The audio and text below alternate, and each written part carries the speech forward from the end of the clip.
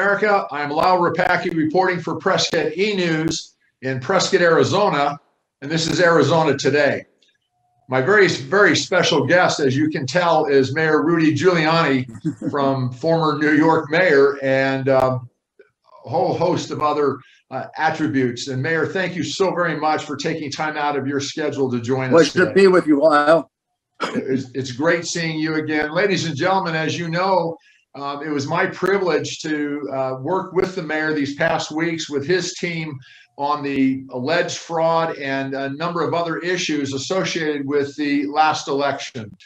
Mayor, I don't think you ever expected to be in a position like you are today. Am I correct in assuming that?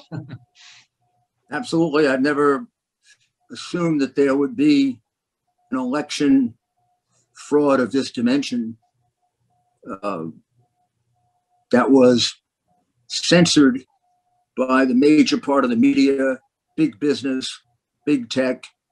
You can't get any information about this out with almost, fear of destroying your career. Something really wrong with that too. Something about gives you the feeling you're in East Germany or something before the end of the Cold War. And that's a great lead into another question. We did not rehearse this, ladies and gentlemen. I want you to know that. But you had a stellar career. And I know you're unpretentious, and I'll go ahead and take the hit on this, Your Honor. But this gentleman does not talk about his past and what he's accomplished. He's very unpretentious. And in my opinion, he's a true servant leader. He's gone to work for America, for citizens, and he's allowed his work product to speak for himself versus him out tooting his own horn. Now, I'll say that, Your Honor, and I'll take the hit if I get in trouble. But I would think, correct me if I'm wrong, I would think that this has been a surprise to you, given your past, given all that you've accomplished, to now all of a sudden take on this charge of fraud in numerous states and to do your due diligence to try to find out the very best, honest, integrous answers as to did it occur or not. And now to have all this come against you, they want to disbar you, they want to sue you, they're calling you names, et cetera, et cetera. I don't think you ever saw any of this coming. Am I correct? Well, I did see it coming, not quite as bad. I mean, I've been through it for quite some time. I represented the president in his impeachment hearings. I got quite a bit of criticism for that, quite a bit of ridicule for that, threats, had difficulties with my law firm, clients. So I wasn't completely unprepared for it.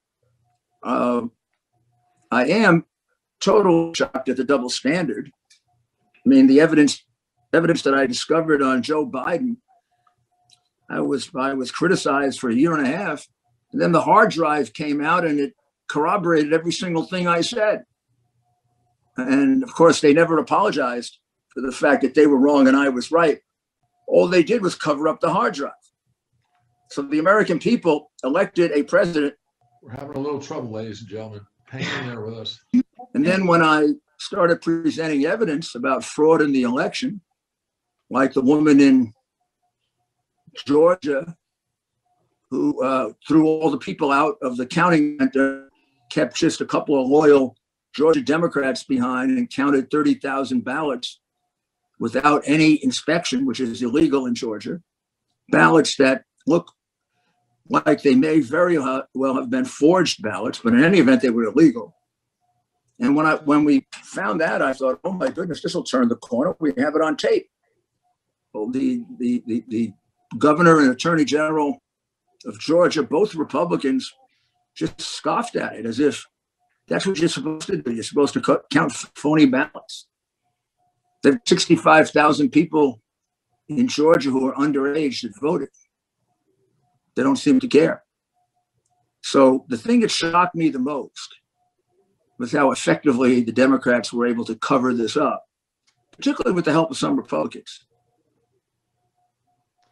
Now, I wrote an article a little while back dealing with servant leadership. I don't see it anymore.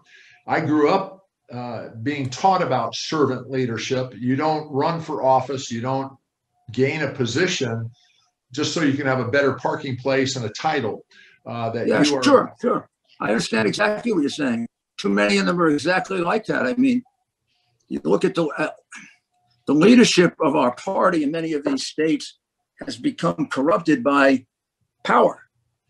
They've become corrupt, if not money, they've become corrupted by power. Power is like an aphrodisiac. And when you're, you've served for 30 years or 40 years and everyone treats you like you're almost like a king, and very hard to give that up. You've been long past the ability to really critically analyze things. We can see that in Washington with Pelosi and Biden. I mean, these people aren't functioning with the kind of requisite intellect that you need for the kinds of jobs they're doing. It was quite dangerous, actually. Do you think that's one of the issues that plagued President Trump? I know you know him very well. He came from outside into this power structure. He was not ever fully accepted. And he, from the best that I can tell, and based on the evidence, he put America first. That wasn't just a slogan in some cute little political statement.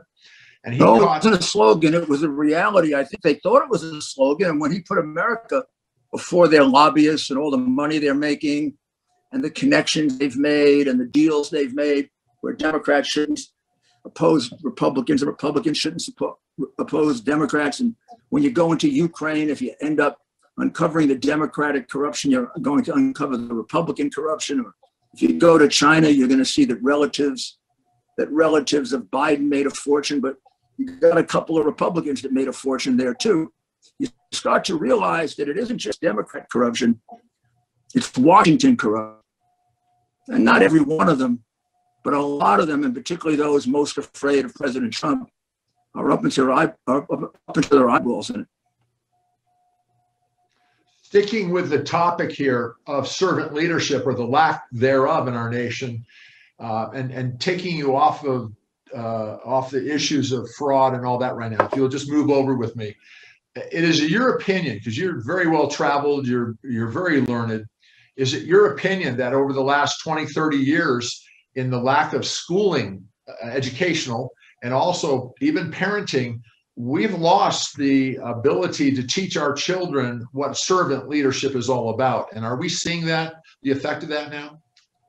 Yeah, I think over the last 30 to 40 years, whatever you want to look at it, our educational system, particularly our public educational system, has in many, many places not only deteriorated, it's a disaster. 8% graduation, 10% graduation, 15% on course with regard to major subjects. People who don't understand history when they get out of college, they don't understand math. I mean, it's a terrible thing that we're doing. We're letting politics ruin our children, because politics is more important to many of these people than our children. In fact, politics is more important to these people and the political power and the money you can get for it than almost anything else. Their conscience is ruled by it. That's how they can lead. That's how they can lead totally phony investigations of Donald Trump and get away with it.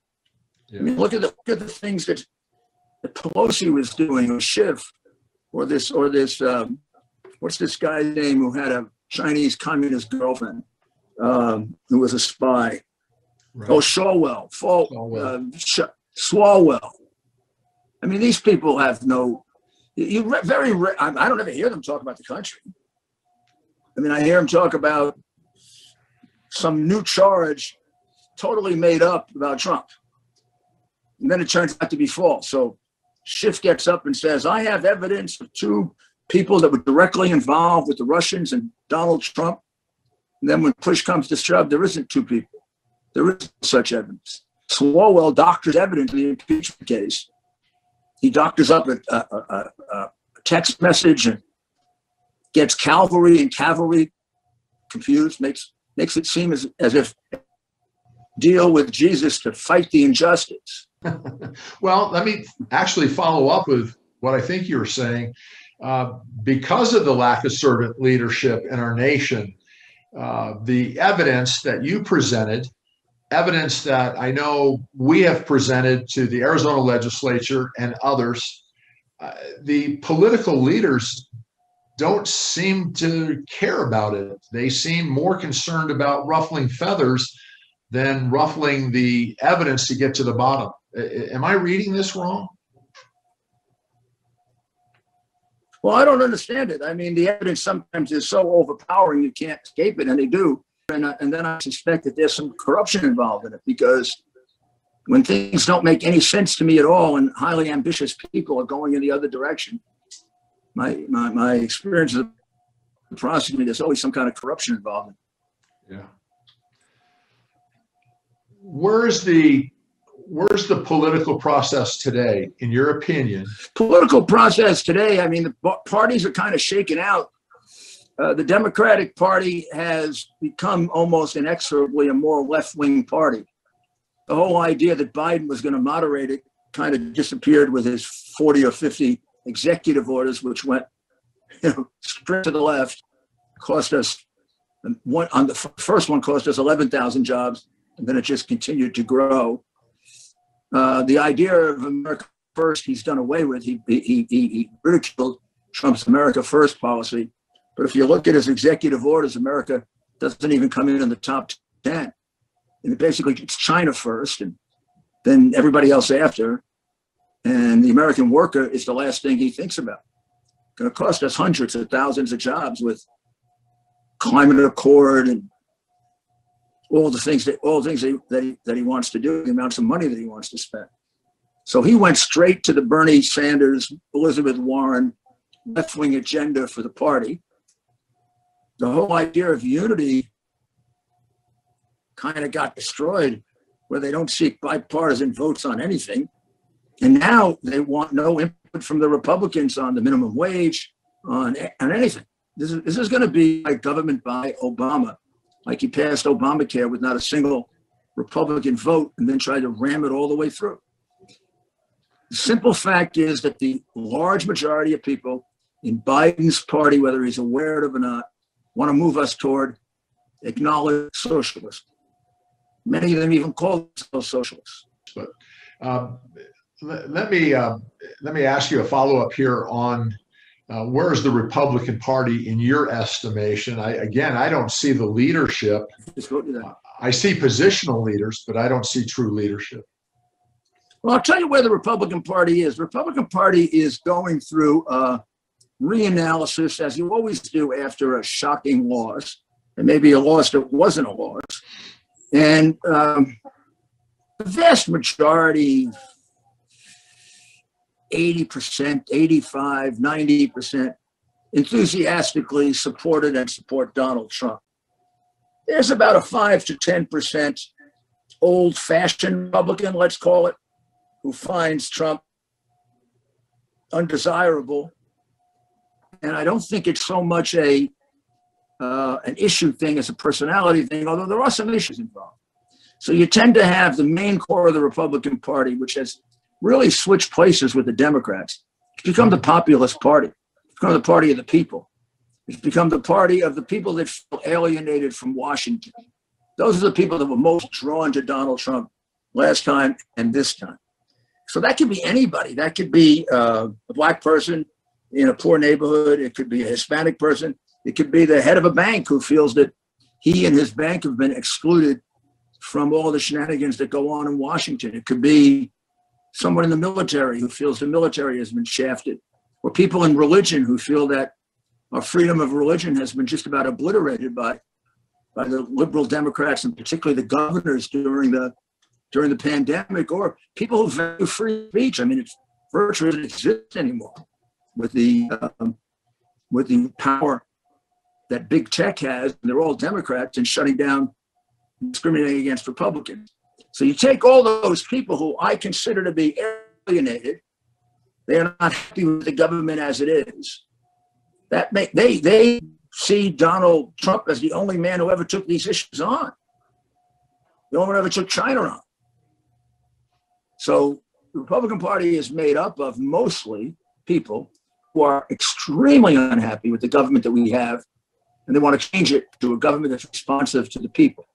There are a few Republicans that really move over to the other side because they really are part of the other side. They're part of the permanent government. They're part of the elite government. They're part of the people who have been in Washington anywhere from 10 to 50 years. Washington tends to be who they represent. You know, Biden stopped representing Delaware when he started taking all sorts of advice from lobbyists and then eventually money from his kids. And Pelosi's husband and son made a fortune off her position. And Feinberg spent 20 years with a Chinese spy working for her. She's so out of it, she didn't know it. They're not even in the real world. So I think that parties are kind of switched. You know, there was a time in which the Democrats were sort of the party of the small man, party of the poor man, the working man. They're sort of the party of the elite now. They're the party of the big tech, who are some of the richest people in the world, which kind of makes them the party of the rich. They're the people who want to move us toward socialism. And these are very, very wealthy international forces who want us to be like Europe. And then they add to it, you know, a large number of people who are part of the intellectual elite. So I mean, even Biden said when people wanted to know what he was going to do about packing the Supreme Court, he said they don't have a right to know. They don't deserve to know. You can see what I mean? The attitude slips through. The attitude is, we're stupid. They know what's right for us, and they're going to go ahead and do it. This has been a growing liberal attitude for about 40 years. Now it's really taken over the party. I think started to take over the party with Hillary. I think Obama had an arrogance that was so big he couldn't fit his head through the door. And I think Biden doesn't know what he's doing, but the other people are assuming it. They just believe that they know what's best for us. The governors, the Democratic governors, because of their sense of socialism, fall very easy into dictatorial practices. And we're going to have to really take that on in 2022, because it's starting to ruin the real America, which is a free speech. No one's better than anyone else. No one has a right to hold it over anyone else. And I think the Republican Party becomes the party of populism now. We have received. I'm going to have to run at this point. I know you are. And I want to thank you so very much. I'd love to come and see you, and we can talk some more, all right?